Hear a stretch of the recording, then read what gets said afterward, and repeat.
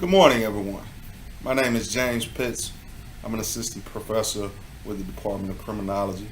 And as my activity for this course redesign with the DiscoverE program, what I sought to do is move from the standpoint of substitution to modification using one of my student learning objectives that involve remembering the definitions of various key terms and being able to associate those key terms with other related themes. The purpose of this objective is simply that over time I've noticed that students do a pretty good job of being able to remember various definitions, but they often struggle with being able to relate those definitions to other concepts relevant to the criminal justice system. And so the course that I'm redesigning is called Institutional Corrections, which focuses on the study of prisons and jails.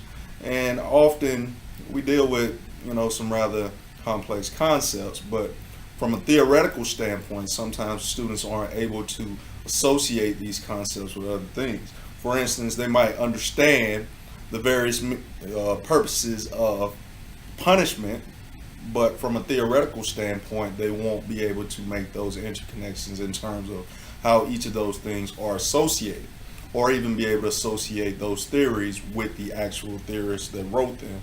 And even in the much larger scheme of things, being able to relate all of that history to what's going on in the contemporary system of criminal justice. And so the basic idea is to create an assignment using concept mapping, what I often refer to as visual note taking, in an attempt to move away from the traditional style of simply writing notes based on a PowerPoint, but actually forcing the student to think more in depth about those notes and how they're related to other concepts that we will cover throughout the semester.